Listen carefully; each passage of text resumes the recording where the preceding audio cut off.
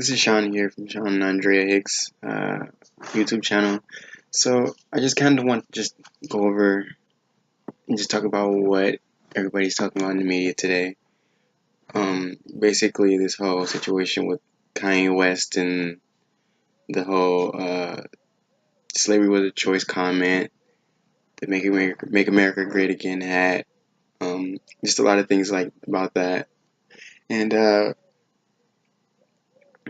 I don't know, I just kind of wanted to start off with the most important thing, or I feel like to the media is mostly important, was the whole um, slavery being a choice.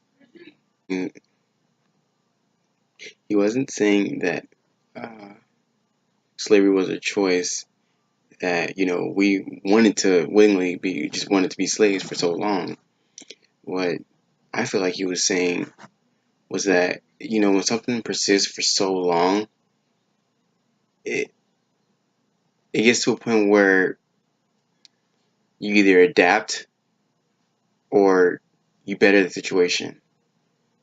It took for white folk to actually recognize and to change the situation, whereas we just adapted. We were, um, mentally, yeah, there's a strain on what things like slavery can do to you mentally, physically, emotionally, all those factors, of course.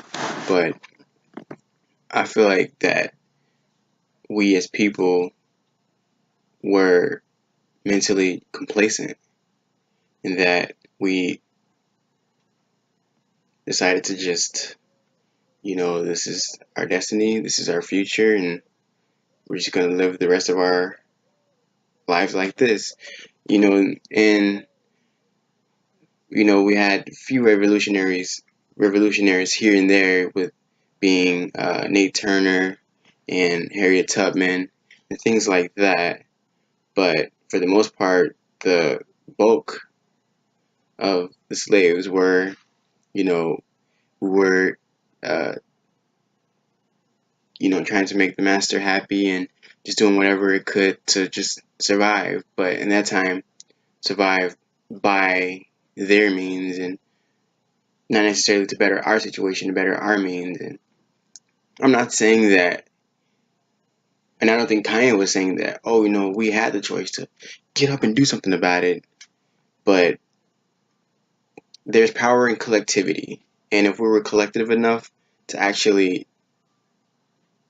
rally together and do something about it, something would have changed without, needing this white person's help or that white person's help. I don't know. I just feel like that's where Kanye was coming from. And with Kanye being such a revolutionary and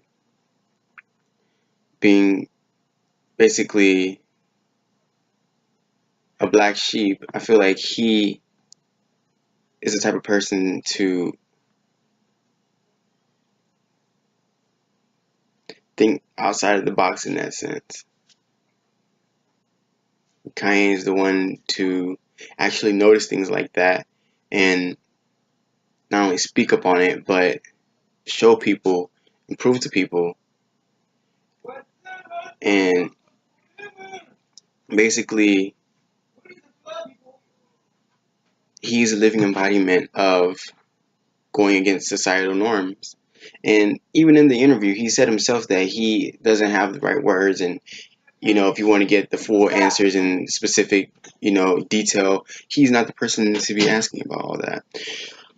And if for anybody that actually watched the interview and saw that Candace Owens was there, he stated that if you wanted to go a little bit more detail, more to be more specific about everything, Candace Owens was sitting right there, and they could have asked him. But Kanye being just walking clickbait, they kept talking to Kanye, and it wasn't also not only just their fault, because when Candace Owens did try to chime in and speak her piece, Kanye kind of his stream took over and he just kept going.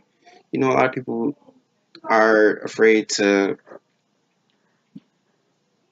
tap into that stream of consciousness, that stream of thought, that stream of uninhibited truth. And that's what I really admire about Kanye. But yeah, the whole point of this video was that 400 years of slavery, 400 years of slavery kind of was a choice. He didn't say it is a choice, but he said it sounded like a choice. And, it did sound like a choice to me. And before anyone bashing me and tell me, oh, how ignorant, how I don't know this, I like to do my research. And yes, I know of, it's either if you don't work, you get killed. If you don't work too, your kids or your brothers and your mothers and your dad and your whole family can get killed. Kind of akin to the thing that used to happen in North Korea. But I feel like what Kanye was saying was right. And the thing too is that 400 years of slavery, kind of being a choice mentality, it progressed into today. We have to, I feel like at least, that we have to stop trying to give into these brands and things like that. If you see a polo shirt and you really like it, and whether it be the fabric, the circumstance that you're really looking for this kind of color shirt, this kind of style of shirt, and I know that this place has it all the way on the other side of town, or this website has it for this price, but it's right here.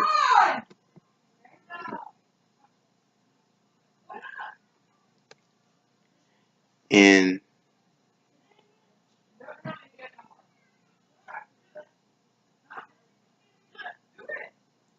I understand about the whole circumstance of situations with, if you specifically wanted this shirt, but you have to go travel all the way to the other side of town, and you'd have to either go on this website to get it, and things like that. There are circumstances, and there are a lot of circumstances where, if you really like the shirt, I just want to get it, you just go ahead and get it. But when you're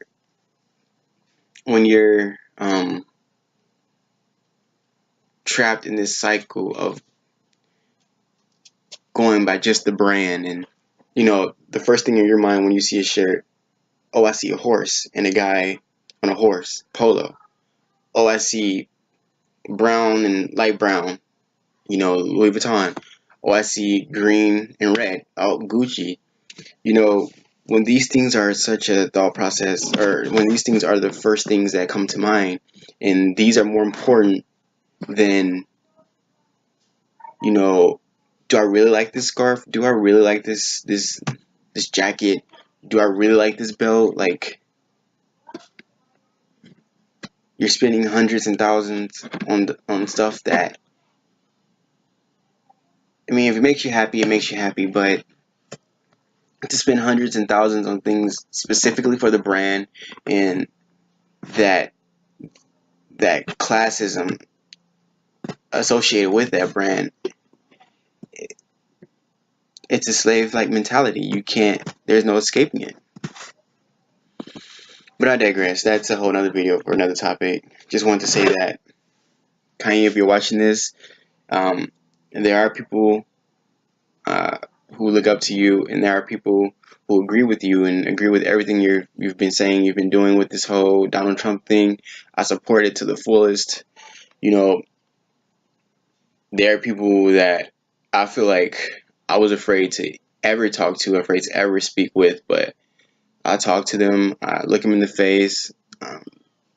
There are times when people who I feel like were just the most downright evil person on the face of this planet Earth, but I talk to them, and I not necessarily have some dialogue, but just to talk to them and kind of get them to understand, my situation, and just kind of talk to them and try to see where they're coming from. And not only just that aspect, but the fact that Donald Trump is friggin' there's certain criteria that has to be met in order to become the president of the United States. And Donald Trump, he met some of them, but clearly he didn't meet all of them. But he is the president of the United States, and there's admiration in that, and the fact that you can take this level of fame to get you to such a higher place that you didn't think was possible, and that Donald Trump did it, and that's really admirable. You can literally, I mean, I'm not saying he's a nobody. He was nobody. He was a nobody. He was always been someone, but it used to be that money didn't. We used to have this mindset that money couldn't buy you everything, but Donald Trump essentially bought presidency, so everything's possible. Anything can happen.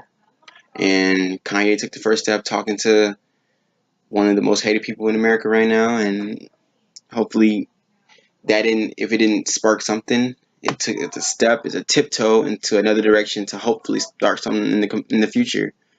And I admire that about Kanye.